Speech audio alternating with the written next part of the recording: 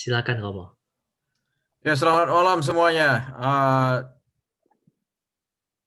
Terima kasih telah hadir di sesi malam hari ini.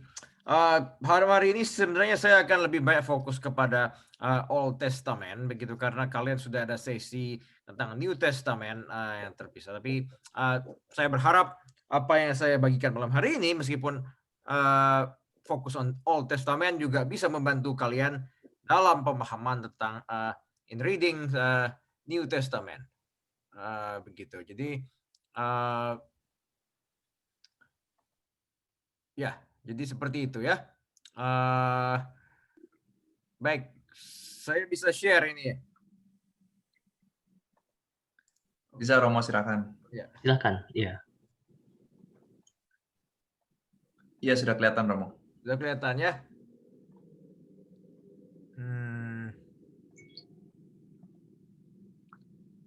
Oke. Ya, kita mulai dulu. Jadi sebenarnya gini, how's the interpretation is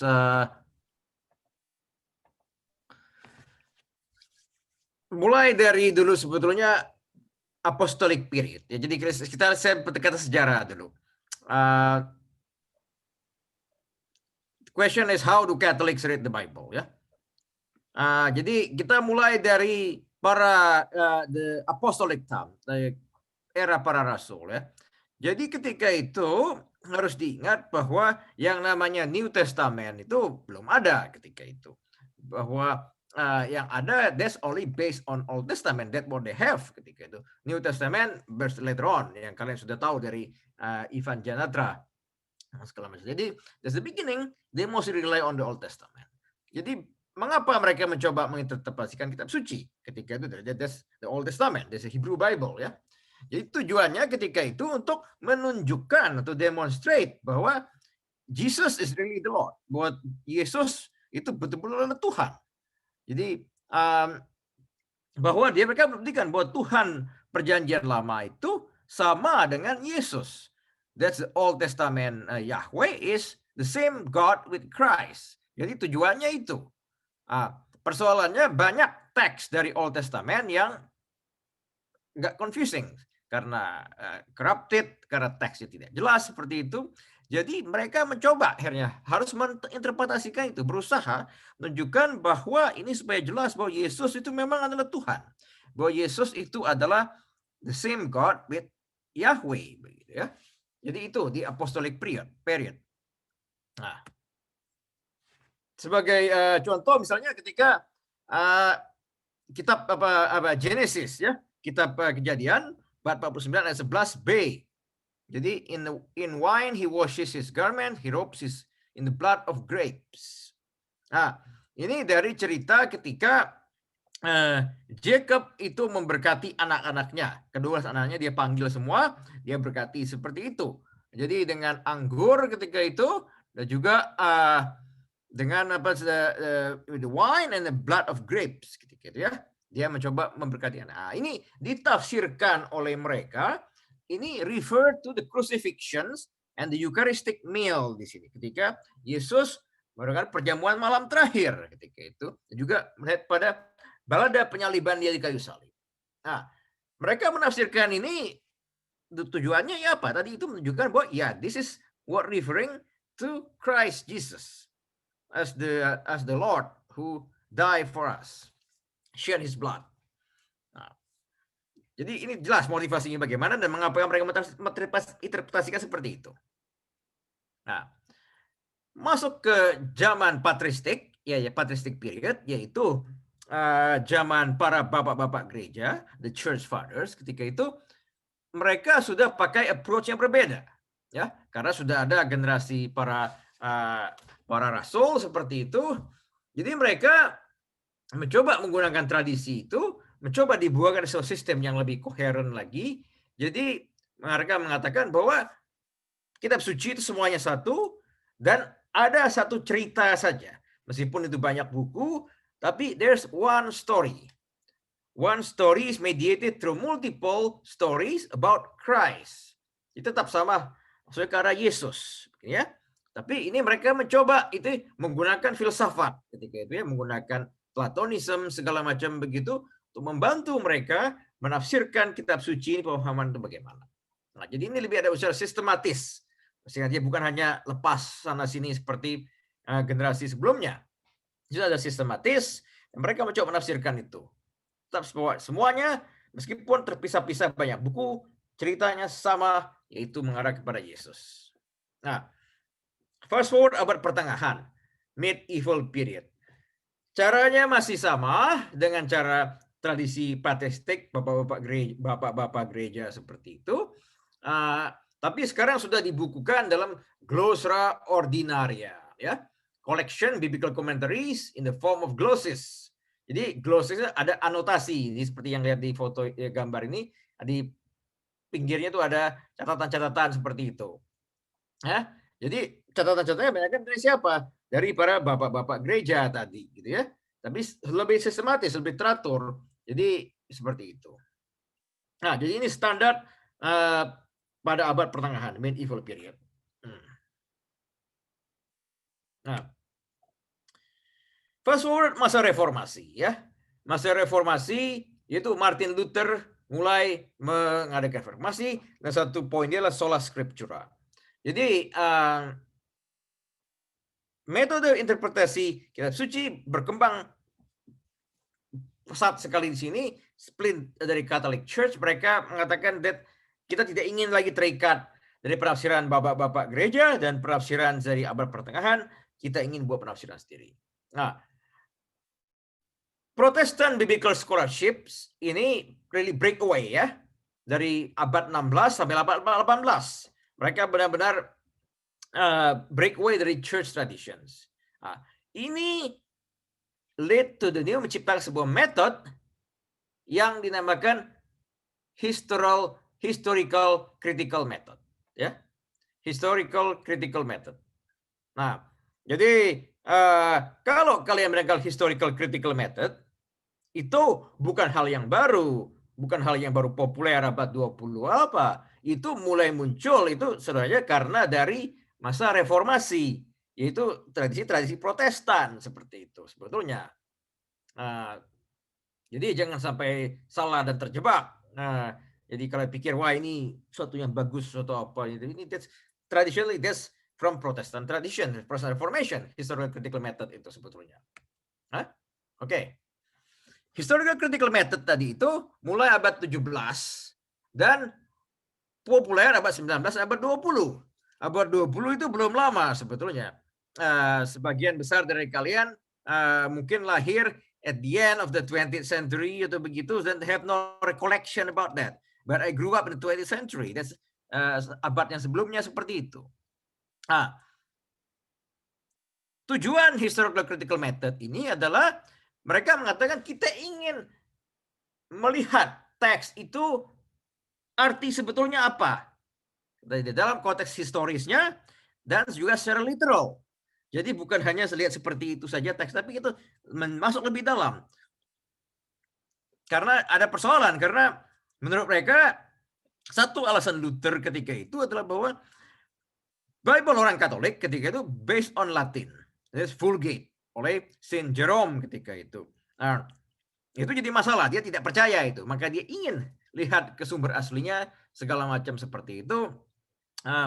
Dia ingin lihat ke Hebrew, dan dia bilang Saint Jerome itu Hebrew-nya jelek segala macam begitu, maka dia ingin lihat arti sebetulnya itu apa, kata-kata di sana dan maksudnya apa. Itulah jadi approach-nya.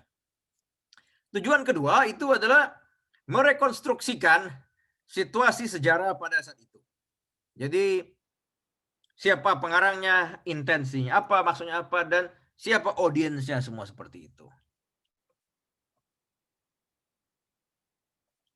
Oke. Nah, biblical criticisms itu ada banyak. Nah, ada text, ada form, ada source, ada reduction, ada rhetorical criticisms, ya. Jadi historical criticism tadi itu ada banyak caranya seperti itu. Jadi bukan hanya satu metode saja, ya. Ini yang garis besarnya saja yang secara saya coba ungkapkan di sini. Teks ini disebut ini lower criticism, ya. Ini karena ini the oldest form, hanya study that bukan isinya, tapi the paper and the ink, gini ya. Jadi sebenarnya melihat isi teksnya sendiri itu, teks asli Bible itu bagaimana, printingnya bagaimana, seperti itu. Ini bukan kontennya ya. Makanya disebut lower criticisms. Apa referensinya? Yaitu the Leningrad Codex. Ini the oldest Hebrew Bible in existence ya. Ini that AD 1000s ya, before AD 1000s. Nah, sekarang di Russian National Library, makanya Leningrad Codex, historically itu sekarang Lenin who acquired that, ended up in Soviet Union. That's the Leningrad Codex ya. The old this only ancient witness. The most of things that Old Testament books, the Pentateuch. Ya, ini jadi referensi ke teks yang utama dikarenakan ini. Mengapa jadi begitu? Akhirnya, whenever the text itu berbeda dengan Leningrad Codex, you need to explain it why. Jadi cara interpretasinya begitu. Melihat kalau ada sebuah teks baru yang kelihatannya berbeda, ini mengapa dia beda dengan Leningrad Codex? Kamu harus jelaskan. Jadi saya membandingkan teks di sini. Jadi reveals the original text, melihat itu, and the original intent of the author. Oke. Yang kedua itu form criticisms. Form criticism dikatakan higher forms. Ini lebih tinggi lagi. Ini berusaha menafsirkan artinya apa, ya? Menafsirkan artinya apa? Polanya gimana? Setiap pengarang sebuah teks itu ada sebuah genre seperti yang dipilih gitu ya. Dan ini genre ini form ini tell what it's about. Seperti misalnya the parable of Good Samaritan. Itu dikatakan sebagai parable ya. Itu sebagai perumpamaan. Jadi kalau sudah perumpamaan bisa diketahui ini bukan legal statement. Ini bukan that's a legal statement about certain issue, tapi ini hanya sebuah perumpamaan. Jadi berbeda. Melihat formnya begitu ya. Nah, ini aspek of the form ini simply appearance. Ya, jadi kalau kamu meskipun kamu tidak bisa baca that's Mandarin, that you cannot understand the alphabet, tapi kalau dari appearance seperti ini, kamu sudah tahu ini menu gitu kan, seperti itu. Kurang lebih seperti itu. Look at the appearance of the words on the page. Itu yang pertama kali dulu. Jadi writers communicate some their meanings by choosing the genre in which they write. Ya kalau sudah ini berarti sudah bukan ini. Kalau sudah ini sudah isinya adalah menu makanan, berarti kita tahu this is not really about poetry. Begitu ya. Nah, kemudian source criticisms. Source criticism ini melihat sumbernya dulu. Sumbernya yang mana ini? Nah, sumbernya jadi ini historical text, jadi semakin sumbernya lebih tua, semakin akurat. Jadi berusaha terus menggali sumbernya, begitu ya. Ini source criticism. Melihat, oh ini bukan, ini sebenarnya ini kita cari lagi yang lebih dalam. Sumbernya yang lebih tua untuk melihat ide dari pengarang buku ini. Source criticism itu reveals connection between cultures. Dan juga apa ide teologis di belakang itu. Sebagai contoh, 2 Samuel 4:24 ayat 1 dengan 1 Chronicle, First Chronicle 20 verse 1. And 2 Samuel diceritakan bahwa David itu melakukan sensus, ya. David melakukan sensus, kemudian Tuhan marah. Maka diberikanlah ketika itu the plague ketika itu ya. Diberikan the plague dan diberikan option, akhirnya God give David option how to stop it. The war, the famine, or the plague itu karena dia sensus ya. Tapi itu akhirnya David memilih sensus, memilih plague, 3 days of plague begitu sebagai hukumannya karena dia melakukan sensus. Di Chronicle itu ceritanya berbeda, bahwa dikatakan di situ setanlah yang membujuk David untuk melakukan sensus. ini dua cerita yang sama tapi berbeda gitu ya. Serupa tapi tak sama akhirnya. Karena di Samuel tidak ada cerita setan yang menggoda David seperti itu. Sementara di Chronicles itu setan yang involved. Mengapa ada ini nanti kita bisa bahas lagi gitu ya. Tapi source criticism melihat sumbernya ini siapa yang menulis, mengapa dia bisa beda seperti itu. Nah, terus ada redaction criticisms. Ada redaction criticisms, study of the way the texts were edited. Ya, jadi mengatakan bahwa teks ini berbeda-beda gini. Reveal underlying historical theological development. Jadi karena ini teks yang berbeda-beda diedit bersama-sama seperti itu. Two component. Were the original sources edited together? Was the text edited after the compositions? Jadi ini teks diedit, digabung ya, seperti itu. Melihat ini siap dari mana sumbernya seperti itu, bagaimana digabung, apakah dieditnya sama-sama atau tidak. Nah, contoh redaction criticism ya. Ini tergantung yang menulis editor ya. Kalau Mark 6:3 sebut it's not this is carpenter. Di Matthew it's not this is carpenter's sons. It's not this is Joseph's son di Lukas. Di John it's not Jesus the son of Joseph. Ya. So dari Mark ke yang lain-lain ini ada perubahan seperti ini. Nah, ini berarti sudah ada yang diedit. Karena Mark is the first gospel. Ya. Nah, pertanyaannya kemudian kalau redaction criticism adalah mengapa Matthew, Luke, dan John kemudian mengedit teks dari Mark sehingga akhirnya menjadi berbeda. Nah, ini diketahui karena ada teologi yang berbeda. Bahwa Mark, I think this is the low Christology seperti itu, dia lebih menunjukkan humanity of Christ. So he's really carpenter. Tapi John misalnya, he really want to show that divinity of Christ, the high Christology in some way. Maka dia ingin tidak terlalu banyak menunjukkan bahwa Jesus is really the carpenter. Only this, he's the son of Joseph.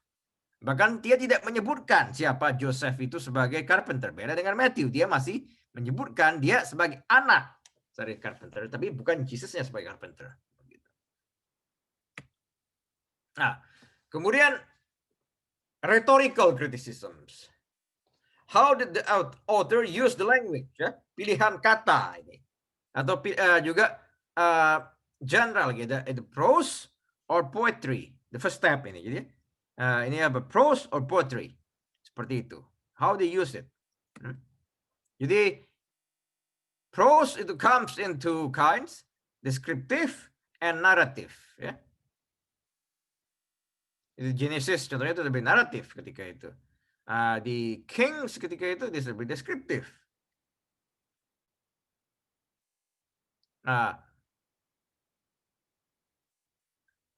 Poetic texts have two elements that ada prosody and symbolisms.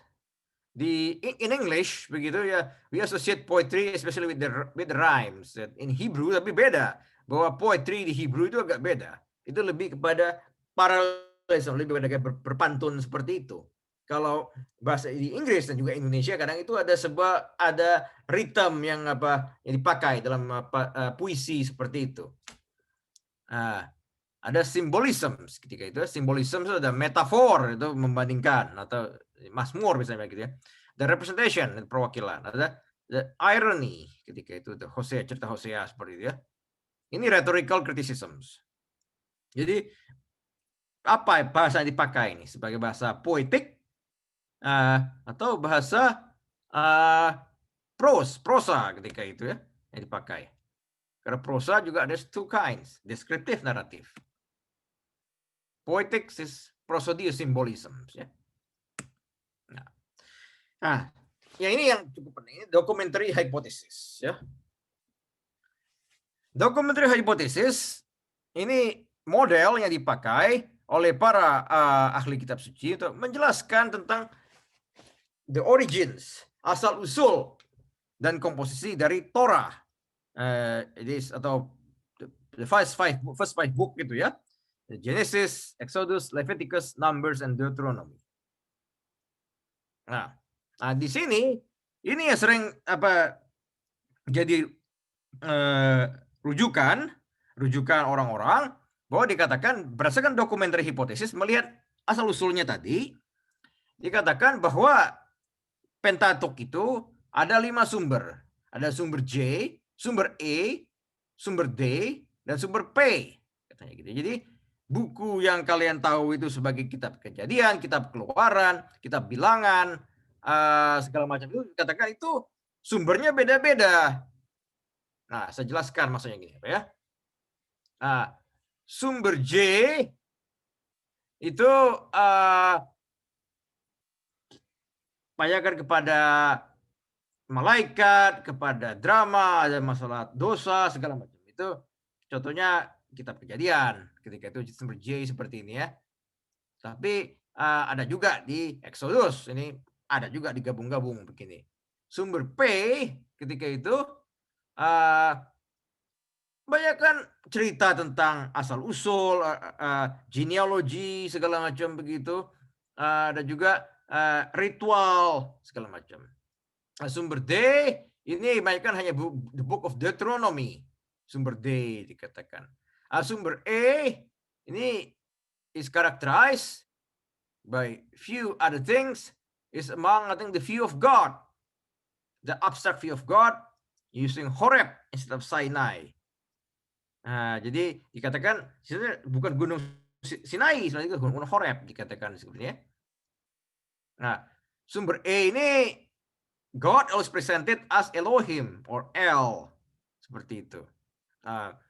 Maka orang mengatakan ini sebenarnya ini bakal kalian di sini diagram ini campur-campur ini akhirnya. Jadi kitab Genesis itu ada dari sumber J, ada dari sumber E, ada juga dari sumber P, ketika itu ya. Yang mempopulerkan ini adalah Julius Wellhausen.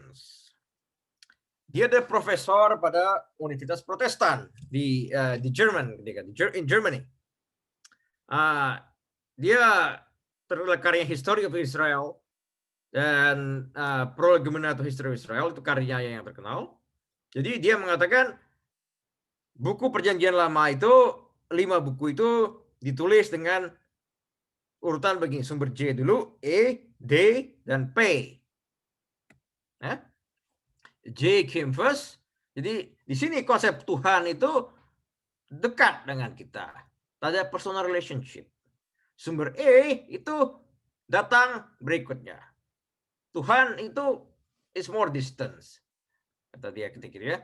Define speeches through the dreams, visions, prophecies, angels, dan segala macam. Not direct communications. Jadi kalau Tuhannya begitu jauh, dia bicara tentang dengan angels begitu, atau dengan mimpi dan segala macam seperti itu, atau dengan prophecies. There's no God that who come close anymore with us. Sumber D itu lebih legalistik. God tetap jauh di sini dan mulai menunjukkan rules through fear, dengan tangan besi yang semena-mena dan menakutkan begitu, seperti Tuhan yang kejam seperti itu.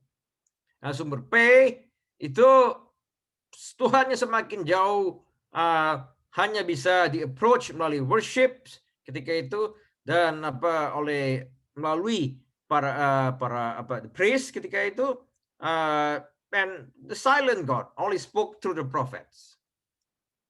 Ya. Nah, yang perlu diingat ini satu teori. Ya, this is one theory and hypothesis.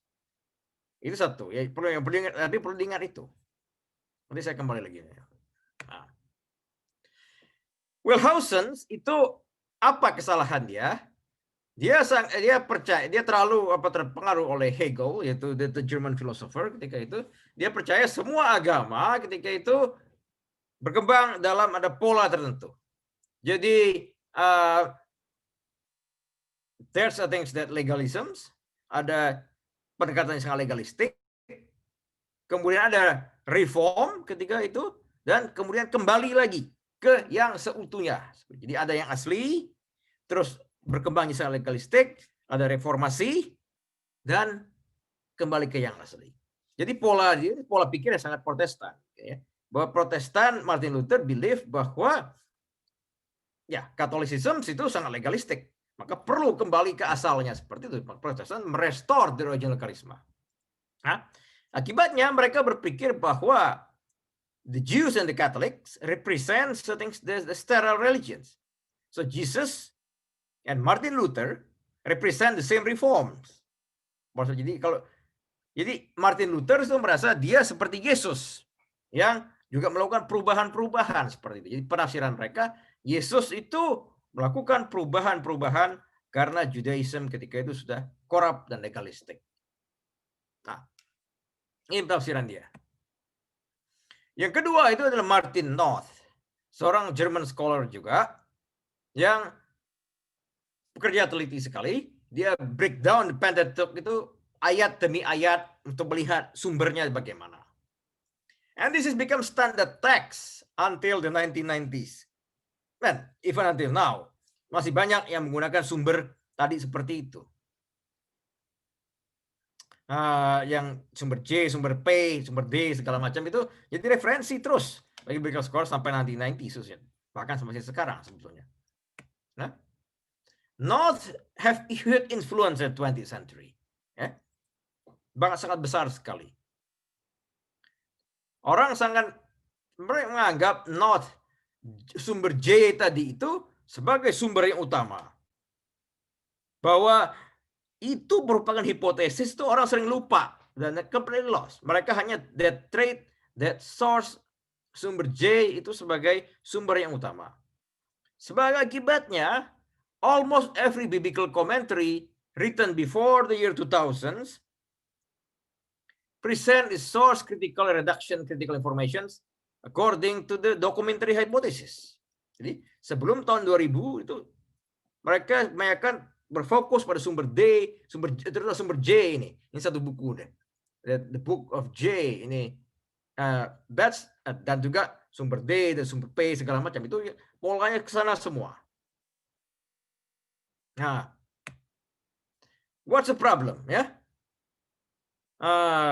Mereka percaya bahwa real religion is very personal, kata dia. Jadi bahwa Catholicism that's not really personal anymore. They mediated to the priest, not between people and God for them. Prophecy is better than priesthood. So priesthood is not really important anymore. But priesthood, everybody is a priest for them. Kalau the worship community, secara ritual segala macam itu, that's secondary. Because more than relationship with God, that's what we need to go back. Problem is they create the zombie of the commentary hypothesis. Why I call it zombie? Because I think this is death already, but it's alive. It's haunting us. Mengapa dia Judaism, Catholicism are decadent? Jesus came to fix Judaism.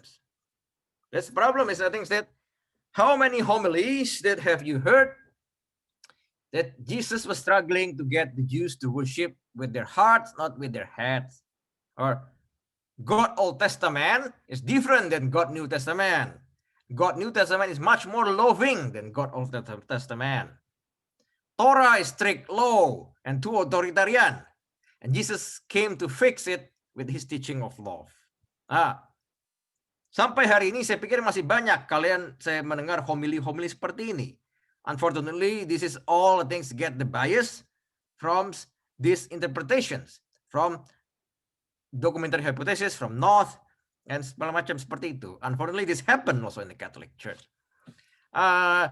Saya masih ada penjelasan sebelumnya, tapi mungkin stop di sini dulu saja dulu.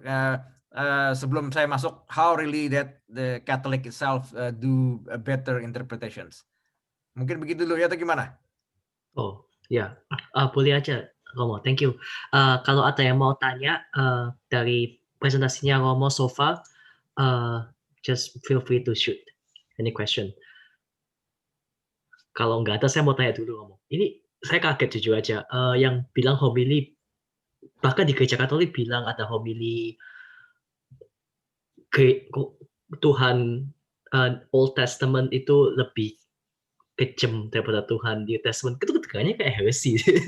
Kayak, kok kok kok bisa ya? Kayak saya kaget aja sih kalau teaching kayak gitu widespread. Oke, itu pertanyaan kamu Itu, apa jadi? iya, bingungnya itu kok bisa kayak gitu? Nah. bukannya itu kayak heresy ya?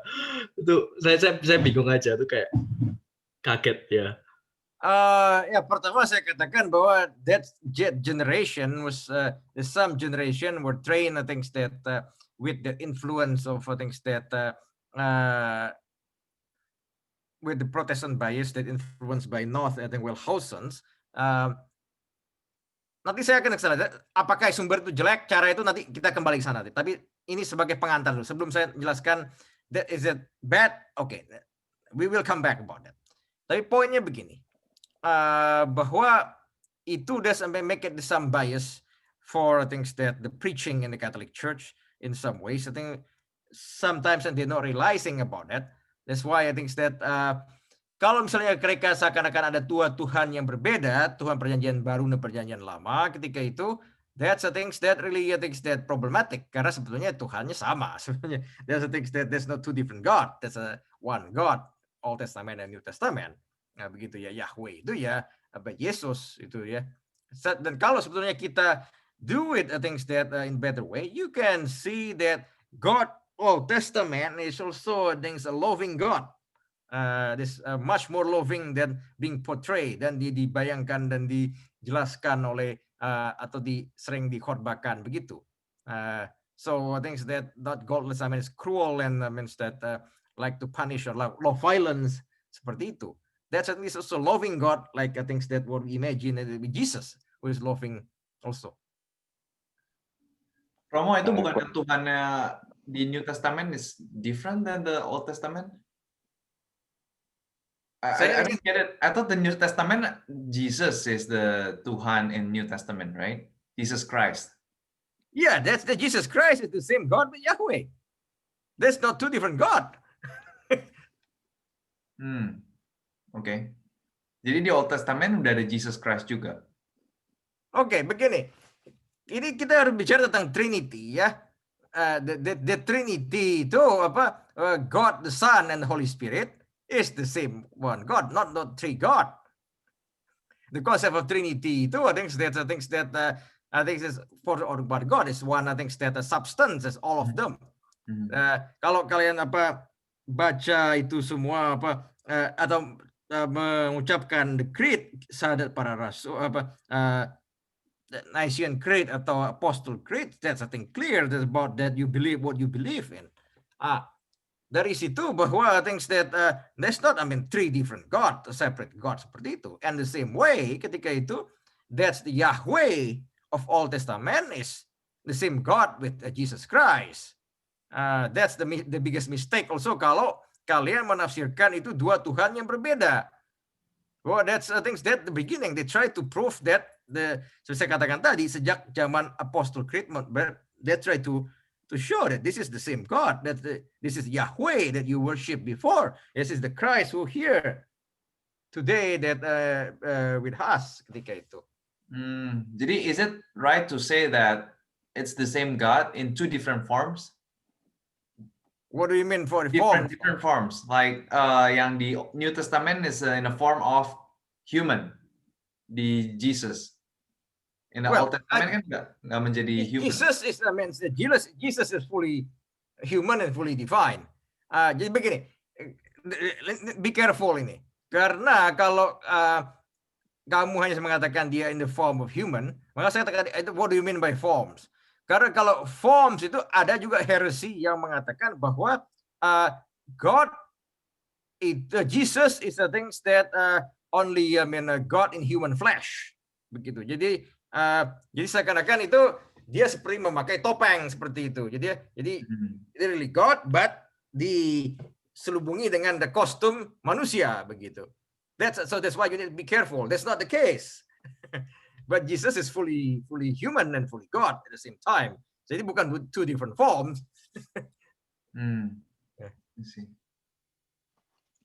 Pertanyaan Romo, tadi yang ada slide yang when you say legalistic Catholic Church becoming too legalistic, maksudnya kayak gimana?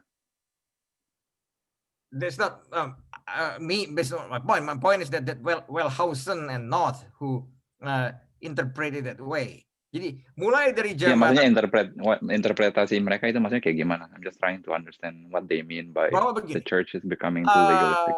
Martin Luther, that's the start Reformation, is because of things that he thought that church was the things that was governed by certain rules. Of course itu masalah indulgences ketika itu that's one the trigger. Tapi sebenarnya masih banyak yang dia complain. Sakramen seperti dia. Sakramen is also rules according to Luther ketika itu ya. Makanya he defy most of the sacraments ketika itu ya. Seperti marriage, there's not really sacrament for the Protestant begitu. Dan I think that the Eucharistic they don't believe in real presence begitu ya. Or they believe in baptisms, but they don't believe in priesthood, sacrament holy order segala macam. Itu sebagai contoh sakramen. Tapi juga ada seperti apa morality segala. The church moral teaching seperti itu. That's according to them is moralist. There's too rigid in some way. Jadi how things that for example, things about certain rules that waktu itu ya there masih strict rules tentang puasa misalnya, fasting segala macam. They said, there's not really means that not in the Bible. The same way they compare Catholic Church with the things that what happened in the history of Judaism. That's why I think the way they say it's too legalistic. Fast forward ketika itu the 20th century.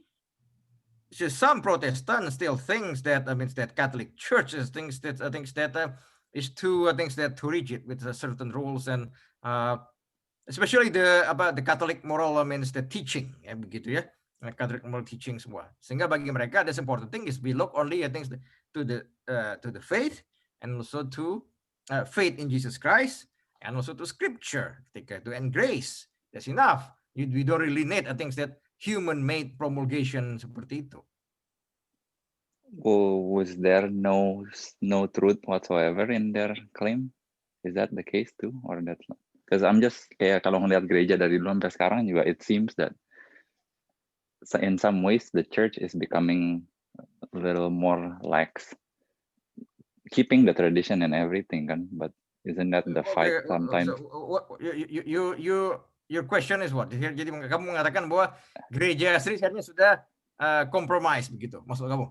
I mean, in the history of the church dari dulu, kayak Dante wrote his Divine Comedy is a satire critic for the church the corrupt church back then. I mean, in period of history, I mean, can we acknowledge the church? There are periods, dark periods, even within the church. Well, depends on what do you mean by dark period sekarang gitu ya. How do you define the dark period? I think that kalau yang sampai rigid in a way yang kayak orang, again the intention is good but it's very very rigid sampai orang feel like it's stifled. I mean orangnya sendiri kayak corrupt. I guess the reason is kayak, I mean I know my answer is kayak di dalamnya kan memang isinya manusia juga. It's made of people. Saint Paul say that the church is a earthen vessel on earth. So that's we have to understand that things that jadi seperti bejana tanah liat ya, gereja itu seperti itu. Itu yang harus dipahami. Kemudian kalau dikatakan ada the dark ages, things that we need to be careful also to use the things that the term the dark ages, karena for example I would say that 21st century I think is more darker in some way than medieval time. The way that these people we live in today, the world we live today is much darker in some way than medieval time maybe. So depends. I think how do you define dark here? Karena saya begini, dulu that's the things that the Latin people say that I think is too means that there's a dead language. Karena dulu Bible is only in Latin segala macam misalnya, atau that's the liturgy is all in Latin. But that's one aspect. If you look at the things that the the way people communicate, I think that the textbook and everything, I think that's all things that not only but in the church, but also in the for the science and also for the social sciences. There's all the things that they use Latin. Sekarang itu that's in the use in the past. But I think that you may abandon that. But now I think that the fact that we only speak English, maybe that doesn't mean that we are better than them in some way. I think that atau that's in the fact also the life of liturgical life in the church, ya. Begitu ya. There's of course there's some good things. Kalau kita sekarang misalnya bisa menggunakan berbagai macam bahasa seperti itu dalam kehidupan bergereja, ya, bahasa Inggris, bahasa Indonesia, that's different, that's good. But on the other hand, something lost also there, and that's in my opinion. Jadi saya pikir poinnya begini, kalau dikatakan bahwa Jesus ketika itu datang untuk merayakan reformasi, that's Judaism. I think that's wrong in many different reasons because Jesus basically I think want to restore that. Sama juga dalam artian begini, kalau itu dikatakan bahwa Protestantism, Martin Luther tried to reform the Catholic Church, maybe true in some way. There's a problem at the time. I think that, but I think that when the Church reformed itself in the Council of Trent, they never, I mean, that go back to the Catholic Church. In some ways, I think that they also quite, I think that there's logika yang patah di situ kalau menurut saya. Kalau hanya that's the demand, ya, but they never come back there. Of course, I think the church means that made some mistake, but they keep, I think that reinventing themselves and to do their internal reform. Persoalannya seperti itu. Kalau itu that's I think the break of tradition in the end. Gereja Protestan sendiri sebetulnya after several generations, they create their own traditions. No, I guess the point of my question tadi intinya is like maybe more apologetic buat kitanya sendiri kadang yang Catholic to be able to acknowledge kalau discuss sama orang nanyain like first acknowledging that maybe there are some yang memang salah gitu, but in the end we still believe in the tradition and everything. At the end of the day, we have to, if I think there's some mistake, we have to, to say yes, but I think there's some, I think, unfounded claim also about our mistakes. So, can you give example? What do you point out? I think that. Enggak kayak corrupt. I mean, I just kayak Dante punya, on the Pope back then on the 300, like, kan it's a corrupt. There are periods when the Pope itself was pretty corrupt, gitu. And the centuries of the church history, at least based on what I read on the Divine Comedy, because there was a satire on the Pope back then that was pretty corrupt and kicking him out. But now we're taking Dante's as today, kayak dipakai as the guide. But he was kicked out of Florence for. Well, Dante is the separate story. This is too complex, I think, because I think that maybe he was speaking out, but I think that the politics at the time, I think, is this quite complex also to explain that. That's I think that the papacy, of course, I think that you cannot compare it to the modern papacy today. That's my point. I think that it's very different. I think that. Of course, I mean, the church adapt dari dulu sampai sekarang, so it's just constantly being okay. Oke, saya lanjut saja dulu ya. Ya, silakan ngomong. Yeah. Nanti kalau ada pertanyaan lagi bisa ditanya after the presentation.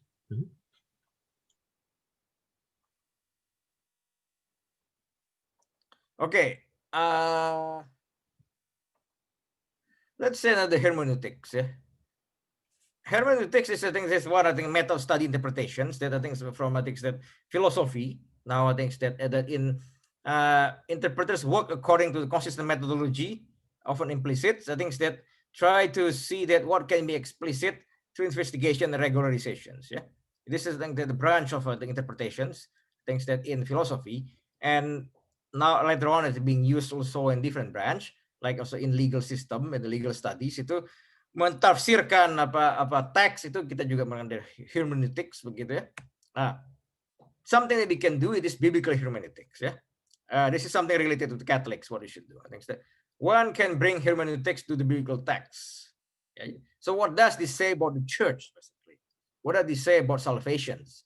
So primary question, what you're looking for now? For Christians, for us as Catholic Christians, that is about Christ. So, so Christian biblical hermeneutics is search for Christ in the text. So Christological hermeneutics, terutama di Old Testament, ya, to see that, because what we believe is that the things that Old Testament, I think is also pointing out. That's the things that you can see that the Christ in there also. That's why I think we need to look at the search for Christ in the Old Testament, because it's not. Tadi pertanyaan Calvin itu, apakah menurut dia that's Jesus already exists there? I think the answer is yes. That's Yahweh. I think that is the same with God, with Christ. And Old Testament already pointing out to, I think, New Testament, to Christ. That's why text was written that way. That's, I think, that purpose hermeneutics. Yeah. Now, what's Catholic approach here? I think that so whenever you read scriptures, I think that what I'm looking for here. I think that there's complex relationship between the things that the words, the human mind. So in any interpretations, things that can use different paths, but I think the same object is what I'm looking for. And for us, I think that this is Christ. The answer is, I think that, and have been guided by faith. Yeah. So church traditions get the things that moral, theological, and spiritual growth for us as a Catholic. Here, things that from biblical wisdom is about the moral, theological, and spiritual growth for us as Catholic that we're looking for, pointing out all to Christ. Ya, ini di De Verbum ketika itu Second Vatican Council disebut Scripture is one. The book of Scripture must be acknowledged as teaching yang solid, begitu, yang faithful, without error, that through which God wanted to put sacred writings for the sake of salvation. So this for the physical salvation, that the Scripture. Yeah? Then things that, but many voices, true, for the correct understanding what the sacred author wanted to assert, attention must be paid to customary characteristics, style, feeling, speaking, and narratings that prevail at the time sacred scripture were written. So, ini dalam artian, we did not things that completely ignore ketika itu, that historical biblical criticisms, yeah? But we introduce it with the rule of faith, guided with the rule of faith. Yeah. 1988 is Erasmus lecture. Ratzinger mengatakan, what we need today is that criticism of historical method. It's criticisms of criticisms. Ya. Mengapa? Seperti saya jelaskan tadi, that's I think there's some bias in historical criticism, historical method tadi. That's Protestant bias. That simply see things that the text from the source atau the form apa segala macam, that there's not really a rule of faith anymore. There's a gap between biblical exegesis and theology. Dia concern bagaimana historical method has pruned away all the sacraments and mystical elements. And the description of Jesus is all that. Simply Jesus see that the text is simply like that. Okay, this gone. But the sacrament, the mystical elements were gone from there. Yeah. 2010, he used this issue, the Verbum Domini, the post-synodal apostolic exhortations. Ya, dia mengatakan ada benefitnya. Historical criticisms and exegesis itu ada benefitnya, bukan berarti no, it's not completely terrible, completely bad. There's value in that historical criticisms, yeah, especially for Catholic exegesis. That's part of our faith. But he said that historical salvation is not methodology. That's a true history and should be studied with serious historical research. Ya, karena iman kita itu bukan sebuah metodologi interpretasi semata-mata seperti itu. In the end, he said that exegesis is not theology. Karena metode historical criticism seperti itu, that's not really theology. It's true that scripture cannot be a soul of theology, and vice versa. And theology is not only about the church scripture. But because of things that if only theology is things that only focus on that, it's not no longer has foundations. So jadi theology and scripture, that's a things combined together. When you interpret Bible, you have to see it from the rule of faith, rise of faith. There's theology behind that. Similarly, also you doing theology, you need also to look at scripture. You cannot do theology without scripture. So that's I think in a nutshell my things that my explanation for tonight. That's the things that's already almost 8:30 so we can things that open for discussion will be better. Yeah, thank you Romo for the explanations. A lot of content there. Untuk slide yang terakhir, aku ada sedikit question in a nutshell. Seems like in interpreting the Bible, we need to have a background of strong background, theological background. Itu benar nggak? Jadi kita tuh bisa nggak read and interpret it ourselves, or we have to have come like a Bible study, for example, guided by a priest or sister or whoever has theological background, or we can do it ourselves. Okay, begini.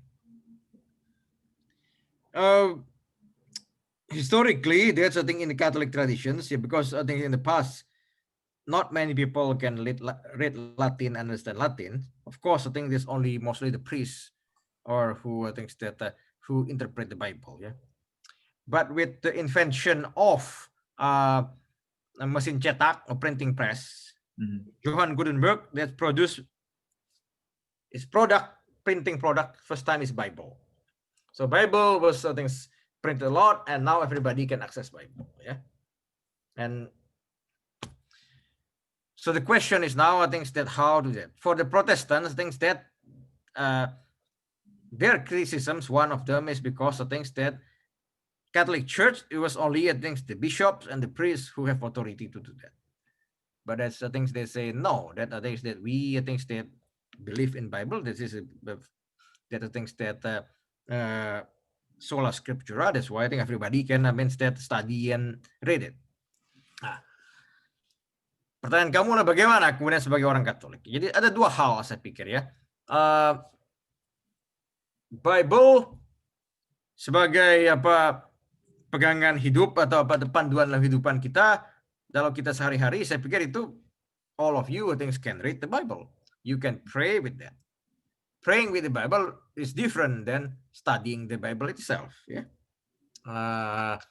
that's something. Jadi kalau kamu setiap hari baca kitab suci, merenungkan dan mendoakan itu, that's good, and I encourage you to do that. Itu berbeda dengan try to interpret the Bible and study the Bible. Sorry Romo, to cut you off. Jadi kalau baca and then renungkan dan apa yang bisa kita pakai di problem kita atau di kehidupan kita sehari-hari itu praying with Bible, not interpreting the Bible. Is it right? Yeah, so let the Bible, I think the scripture, the word of the scripture, I think that touch your heart and affect, I think that your psyche and affect your mind. Yeah. Put it like that. Okay. Yeah. And the Bible itself is already an interpretation of that original Bible, right? Bible yang di print kan banyak versi of Bible dari international version atau Bible, even yang Bible di translate ke bahasa Indonesia aja different, right? It's like already interpreted or. Okay. Yeah. Ini pertanyaan agak berbeda kalau ini. Jadi begini, seperti saya katakan tadi, misalnya the Leningrad Codex itu, I think it's one of the oldest sources ketika itu ya. Kemudian ada lagi berapa yang sebenarnya sebagai Septuagint ketika itu, ada Masoretic text segala macam itu ya, that's the old text ya. Kemudian ada King James Bible itu sudah ada later on ketika itu Protestan Bible segala macam ya. Dan kemudian mereka juga banyak ada NIV segala macam. Yeah.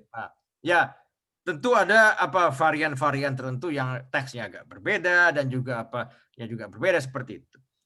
Sebagai Katolik tentu kita saat ini that's for American that you use New American Bible misalnya salah satunya ketika itu salah satu referensi utama ya ketika itu ya. Tapi ada beberapa terjemahan juga yang juga bisa dipakai seperti tergantung kalau kamu mau biblical study atau segala macam ya mungkin bisa pakai Cambridge Translation atau Oxford itu juga bisa seperti itu ya. Nah, tentu kamu mengatakan Indonesia banyak terjemahan itu betul seperti itu. Protestan juga terjemahan agak berbeda. Sebagai contoh misalnya the text yang mengatakan bahwa Yesus berkata kepada Petrus bahwa Peter, upon this rock I build my church, gitu ya. Di terjemahan Protestan itu bukan begitu. Karena dia tidak mau menggunakan itu karena kalau itu seakan-akan bahwa Yesus berkata kepada Petrus bahwa there's a thing that build my church. I ask you to build my church here. Berarti there's a thing in the Catholic Church. So terjemahan Protestan itu mengatakan bahwa bahasa Indonesianya mengatakan di sinilah di atas batu karang ini akan kubangun jemaatku. Dia tidak mengatakan bukan gerejaku. Seperti itu. So that's the things that of course they have their reason behind that to interpret it that way. Jadi pertanyaan kamu sebenarnya bukan ya itu tentu ada agenda sendiri-sendiri bagi orang yang menerjemahkan itu sesuai dengan dan Protestan they have their agenda, so that's why King James Bible segala macam that's historically memang try to defeat from Catholic translations.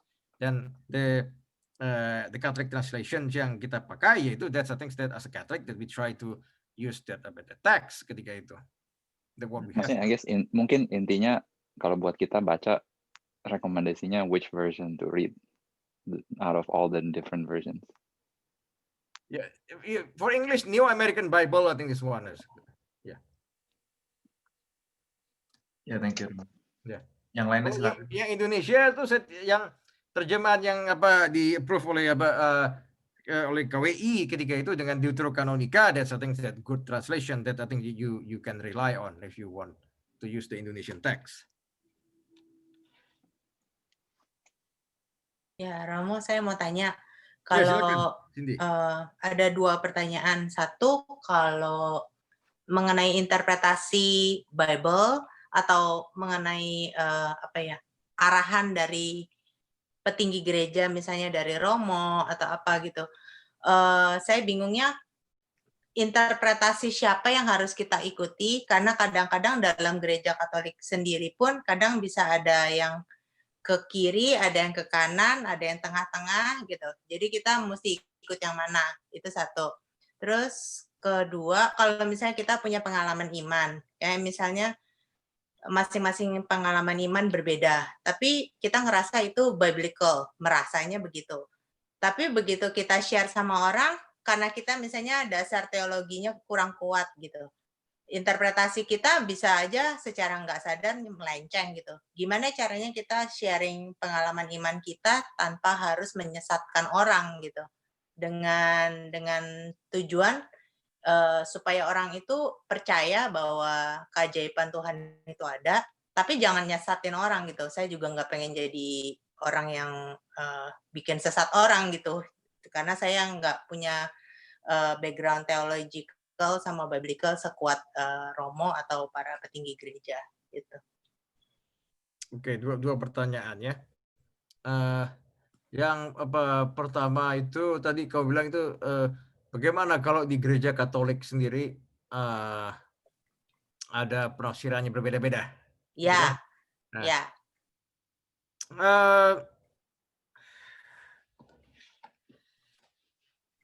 Oke, begini.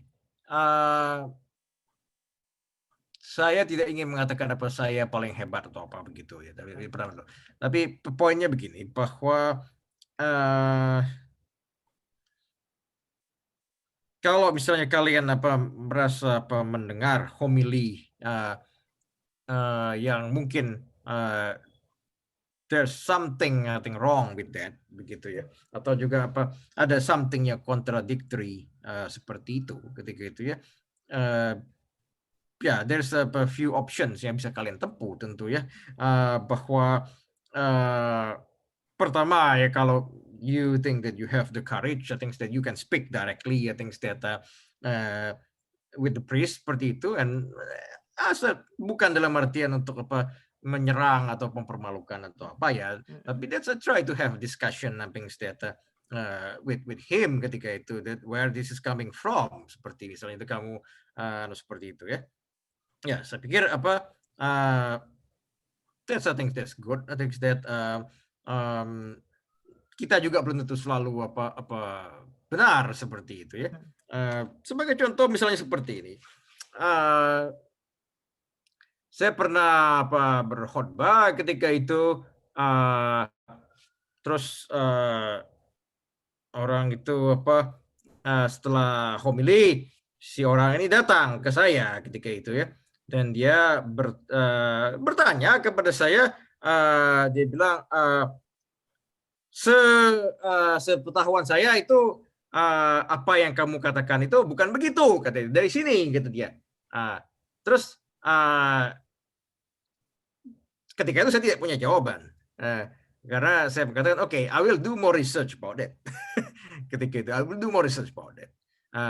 Dan setelah saya melakukan research, ternyata ya saya juga tidak salah. Dalam artinya begini, apa yang dikatakan si orang ini, si umat, si bapak itu ke saya itu, dia juga tidak salah. Ternyata itu sumbernya itu itu pengertiannya sama sebetulnya. Pengertiannya sama, cuma ketika itu di Injil Lukas disebutkan begitu, tapi kemudian di Perjanjian Lama begitu, tapi that's I think refer to the same place ketika itu sebetulnya. Tapi saya juga ketika itu so I can learn also from the experience ketika itu ya. Tapi tentu bahwa ada masing-masing orang bisa berbeda tanggapannya. Ada orang juga bisa mungkin defensif, bisa jadi ya. Tapi saya pikir there's no problem, just try to do that, I think ya. Itu yang pertama. Lalu kedua, saya pikir kamu juga perlu juga bisa bertanya ke orang yang lain misalnya begitu ya. Misalnya, oh saya mendengar ini Romo ini ngomong begini seperti ini. Apa betul seperti itu ya? Kalau kamu tidak mau konfront dia juga, you can check with different priests seperti itu. Apakah betul ini saya dengar begini begitu ya? Penafsirannya begini, apakah memang ya seperti itu? Dan in the end, I think you can make your judgment of reason, mana akhirnya yang bisa yang lebih masuk akal penjelasan. Tapi kalau memang ada beda ya, penjelasan beda seperti itu. Dan pada intinya saya juga mengatakan bahwa tentu gereja Katolik tidak perfect dan para Romo juga tidak perfect, dan juga kita juga sering buat kesalahan ketika itu, dan juga makanya saya sendiri masih belajar saat ini. Makanya seperti kasus itu bapak itu kan, saya bilang saya belum pernah pergi, tapi let me do more research. Karena saya juga tidak yakin. Nah, ini setahu saya apa yang saya katakan itu benar, tapi dia men-challenge saya ketika itu. Dia bilang ya, let me get back to you next week. Seperti itu. Terus pertanyaan kedua itu bagaimana agar kita jangan menyesatkan orang ketika itu dengan penafsiran kita. Begini, tadi yang saya katakan kepada Calvin itu dia to meditate on the Bible dengan Lectio Divina, atau merenungkan, dan kita sendiri berusaha menyuruh Bible itu menyentuh hati dan perasaan kita seperti itu. That's something you pray with the Bible. Kalian boleh saja ketika itu share ketika itu pengalaman saya bagaimana ketika ini, misalnya ketika saya membaca cerita Yesus masak ikan di tepi Danau Tiberias, ketika itu saya merasa tersentuh sekali. Saya merasa seperti Tuhan Yesus masak makan pagi buat saya. Itu kemudian kamu sharingkan itu kan. I think that what you share is I think the fruit of your prayer ya. Akan berbeda kalau misalnya kamu kemudian mencoba menafsirkan itu, mengatakan ketika itu ternyata Yesus ketika itu dia meminta murid-muridnya menyebar jala, ketika itu dia ingin mengumpulkan semua jenis ikan di seluruh muka bumi ini dalam satu jala dan dia masak bersama. Kalau itu kamu sudah menafsirkan ketika itu, dan kalau sudah seperti itu, harus mengatakan sumbernya dari mana kamu tahu seperti itu. Itu berbeda dengan yang pertama tadi, saya pikir. Jadi kalau kamu men-sharingkan pengalaman doa kamu atau bagaimana kitab suci itu menyentuh kehidupan kamu seperti itu, saya pikir tidak apa-apa. Dan karena itu hubungan kamu dengan Roh Kudus, biarkanlah Roh Kudus yang mengantar kamu dalam doa. Tetapi kalau kamu sudah mencoba menafsirkan itu misalnya, itu sudah lebih kepada that's more, I think, biblical. I think you can do it as long as you have strong argument that ada sumber-sumbernya. Jadi seperti misalnya peristiwa ketika Yesus menyembuhkan orang dan memindahkan roh jahat itu ke kawanan babi, gitu kan? Ke kawanan babi seperti itu, dan ada yang menafsirkan seperti itu, mengatakan bahwa ini ada satu yang dikatakan sebagai post-colonial biblical interpretations, ya. Tadi tidak saya sebut karena waktunya tidak ada. Tapi post-colonial biblical interpretation ini melihat bagaimana Bible itu tafsirkan dari kacamata colonial period ketika itu. Dari mereka di bawah penjajahan Romawi ketika itu. Jadi dia mengatakan bahwa that's the things that the pig is represent women, segala macam seperti itu. Misalnya that's the things that the oppressions against women. Itu penafsiran yang mereka pakai seperti itu, ya. Ya kalau misalnya kamu mau masuk ke sana, Anda punya riset yang kamu bisa ya boleh saja, tapi you need to do more research about that, dan mempertahankan argumentasi kamu. Akan berbeda kalau misalnya kamu berdoa dan menggunakan ayat itu dan mengatakan bahwa sebetulnya bahwa kamu percayakan kuasa penyembuhan Yesus, begitu kan? Kuasa penyembuhan Yesus seperti itu, dan dan kamu bisa mengatakan bahwa ya ada kuasa penyembuhan itu ada, dan kamu merasa ketika itu mungkin ada orang yang kamu kenal itu disembuhkan seperti itu, kekuatan Yesus, akhirnya that's a God, that's from that scripture, that's different. Yeah, thank you, Romo. Yeah.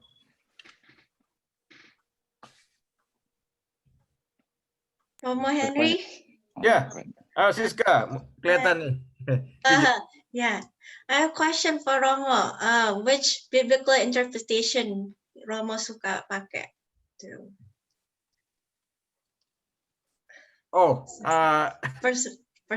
So personal question ya. Enggak, begini, as a Catholic priest tentu saya lebih saya tahu bahwa saya tidak hanya semata-mata bisa menggunakan historical criticism segala macam. That's yang as Ratzinger atau Pope Benedict XVI say is good, is helpful for us ketika itu juga untuk mengetahui konteks sejarahnya. But I have to use also the context rule of faith, begitu ya. Jadi not purely historical criticisms, but I think that I try to use my faith, try to see that the Church of Christ ketika itu. Jadi saya juga masih belajar dan masih terus berusaha di sini. Jadi that's I'm trying to do ketika itu. That's try to see things that to search the person of Christ ketika itu, terutama di Old Testament ketika itu juga dalam New Testament sih, just to see things that who is Christ is ketika itu ya. Itu. Jadi secara singkat jawaban saya seperti itu, Siska. Try to I did not deny, I did not reject historical interpretation completely, but I think that more combined with the rule of faith, I think to see the importance of Christ in the Bible. Itu saya katakan. Okay, thank you. Yeah. Follow up, Romo. Two things tadi yang sini or yang Cal bilang. Bedain kalau kita berdoa itu Roh Kudus apa Roh Kuda, taunya dari mana? How do you know what you're praying is right? Is that Holy Spirit? That's one. The other one, you talk about rule of faith. Maksudnya apa itu? I saw that part of the presentation. What is the rule of faith? Okay. The rule of faith, I think that's what you believe in. Okay, so you believe in, I think that's simple. That's what the credo, I think that syahadat syahadat yang kamu ungkapkan dalam setiap misa ataupun juga dalam doa pribadi ketika kamu berdoa rosario atau apa segala macam itu I think that's part of what we believe in, that what our faith ketika itu ya. I believe in Father God Almighty, the maker of heaven and earth, and His Jesus Christ our Lord ketika itu. Terus sampai itu that's what we believe in ketika itu. Jadi sebetulnya ketika kita mencoba menafsirkan kitab suci dalam konteks itu, sebetulnya dalam konteks di mana saya melihat, I think it's really God is working here, and through Jesus Christ, means that the second persons of the Trinity, and through the Holy Spirit, dan juga hal-hal yang lain ketika itu yang saya percaya ketika itu, including tentang kebangkitan badan, kehidupan kekal, segala macam, that's about role of faith ketika itu ya.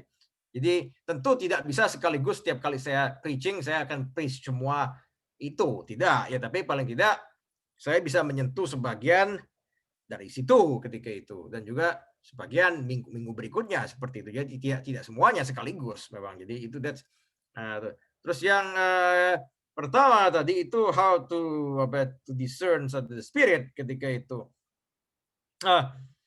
Santo Ignatius punya the rule of discernment, tapi saya pikir itu separate discussion. Yang paling gampang itu sebenarnya that's I think that from the fruits sebetulnya ya.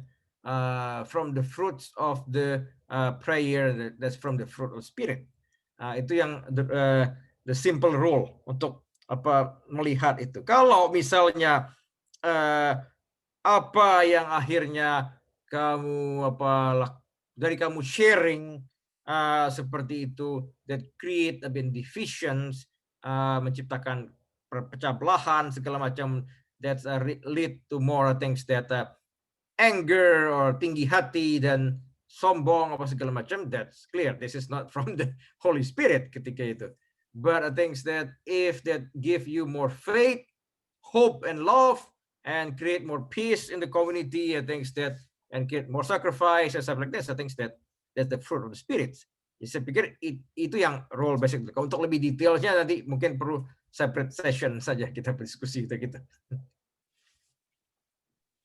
Thank you, Romo. I have one more, tapi I'm gonna give other people a chance first. Ya, yang belum tanya silakan.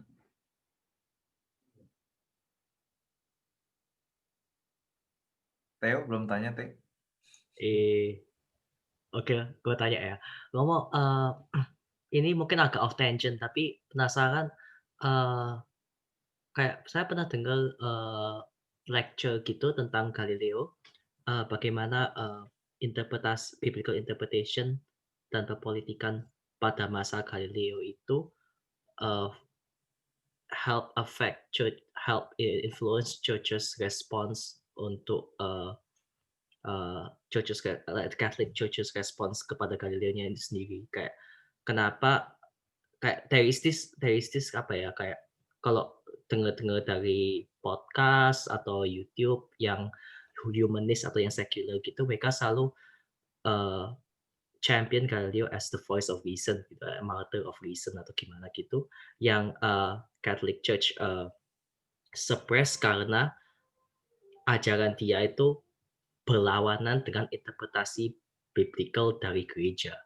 Boleh, kalau kan tujuannya itu agak ruwet gitu, Romo. Boleh bisa kayak dikasih very short summary kayak what actually happened at that time gitu. Itu mungkin ya. Kayak kenapa gereja Katolik jadi lebih literal, jadi lebih kayak Protestan gitu masa-masa gitu. Atau not really, saya jujur aja kurang tahu juga. Ya. Gimana maksudnya lebih literal atau gimana? Kayak bagaimana kayak waktu Galileo ngomongin tentang heliocentrism, kayak interpretasi orang-orang itu gereja Katolik suppress itu karena itu berlawanan tentang pengertian dari Bible, di mana bumi itu di pusat tata surya. Ya, sebetulnya juga Bible juga tidak ada mengatakan seperti itu sebetulnya. Jadi Galileo, there's the things that more, of course, as you already knew, it's quite complex. There's different interplay ketika itu bermain. Karena that's really the time I think the church really I think in the crossroad ketika itu ya. That's the things that on the one hand I think there's growing of the science, the scientific method segala macam seperti itu. Ya harus diakui apa the church was trying to adopt ketika itu, dan juga apa around the same time I think that when I think that the exploration itu teknologi perkapalan juga apa ilmu sana sebab teknologi perkapalan bisa apa maju dan with people can explore the third world itu karena that's teknologi astronomi berkembang ketika itu. Itu semua bergabung situ. The same time church I mean that expand itself. Dan Galileo begini. Galileo sebetulnya he is the disciples of the Jesuits. I mean his teacher is I think that a Jesuit priest. I think that a great Jesuit mathematician sebetulnya. So in the beginning, I think he himself, I think, is not out of the church ketika itu. Tapi cukup kompleks. But in the end, also I think that something that not correct. The church not completely, I think that banish himself. Karena in the end, I think he put the house arrest ketika itu memang betul. Tapi bukan berarti dia di hukum semena-mena. I'm not justifying that. But I think that the way he treated is not as being worse being described. Is the church mistake? Yes, I think at the time. Tapi I think they themselves, I think that has that less resources to equip with that dan tidak bisa cope with Galileo. Tapi bukan karena biblical interpretation yang semata, because Bible itself did not really say that the world is the center. Itu secara singkat saja begitu ya. Saya katakan. Tapi there's one book I can recommend you if you want to read more about Galileo story. Ya, nggak apa-apa. Nanti saya ngomong nanti. Ya, thank you Romo. Yang lain yang belum tanya atau yang perlu penjelasan dari apa yang sudah dikatakan dari Romo waktu presentasi atau something. Quick follow up from Theo's question, Romo. Semakin berkembangnya scientific or perkembangan zaman ini, do you think Bible will be revised again? Because in your presentation you mentioned about there is an interpretation starting date back from the apostles, and then tadi Romo bilang apa? Patristic, medieval period, modern, and what's next gitu loh. Apa itu masih ada mungkin another interpretation disesuaikan dengan perkembangan zaman? Begini, abad 20 ketika itu there's Pope Pius XII, I think that issue that Divino Sancte Spiritu yang mengatakan bahwa we have to use scientific method to interpret Bible ketika itu ya. Maksudnya apa ketika itu? That's the things that we should rely also on things that scientific discovery, terutama antropologi segala macam. Dengan ditemukannya teks-teks yang lama segala macam, arkeologi segala macam. That's the thing we use the things that the science use the artifacts that you use to dig more information about that. So we have to rely also on that things that the scientific method to help us to do that. And mungkin akan lebih banyak penemuan. So Dead Sea Scroll ditemukan later on ketika itu ya. Jadi itu mungkin akan semakin memperkaya, tetapi bukan dalam artian there's a new Bible atau apa. No, I think that pakemnya sudah berjelas seperti itu. But I think that invention, penemuan-penemuan arkeologis yang ke depan saya pikir akan membanyak memperkaya itu semua. Itu pertama. Lalu yang kedua, abad 21 saya pikir sudah banyak perubahan secara teknologi segala macam ya. Tapi sebetulnya saya pikir human nature belum berubah banyak. Meskipun kalian sudah pakai smartphone atau more than that, sekarang that's the things that with your iPhone watch dan segala macam itu, that's something, but human nature hasn't changed a lot sebetulnya. Meskipun cara hidup dan lifestyle teknologi sudah berubah.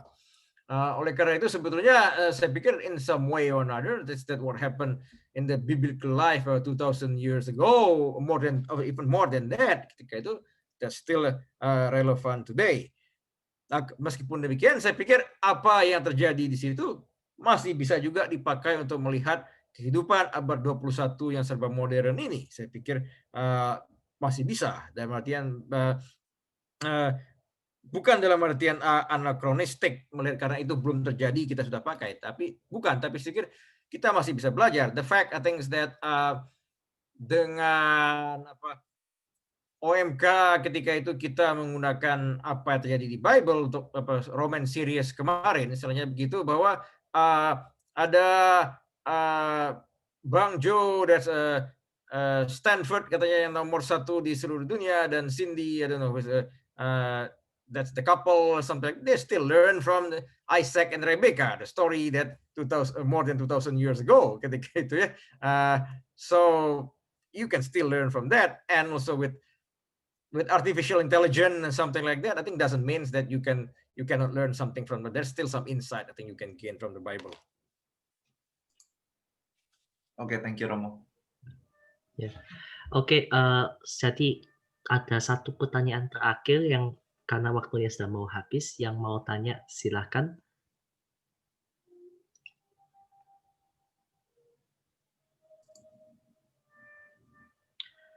Ya, kalau nggak ada nggak apa-apa.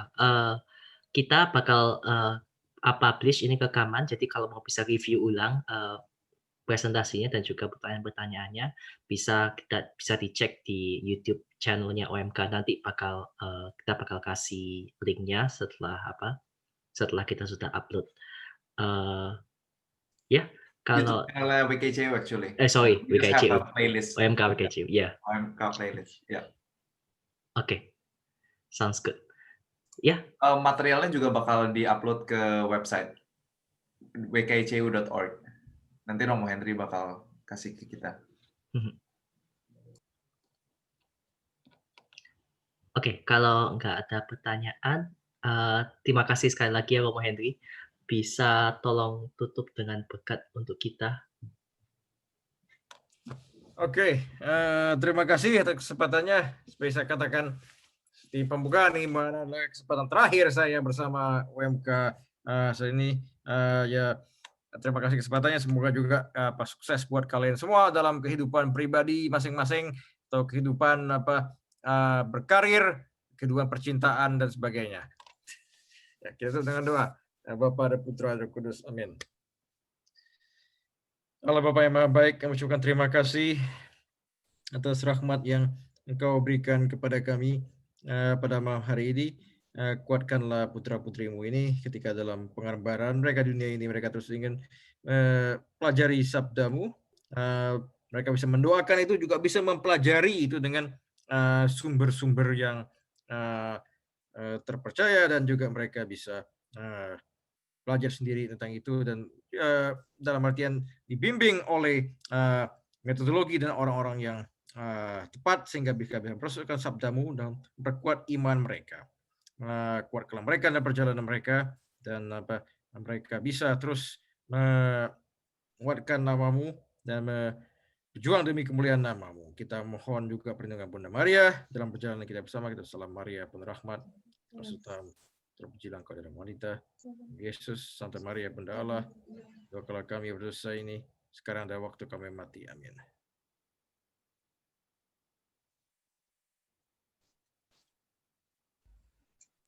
Thank you semuanya.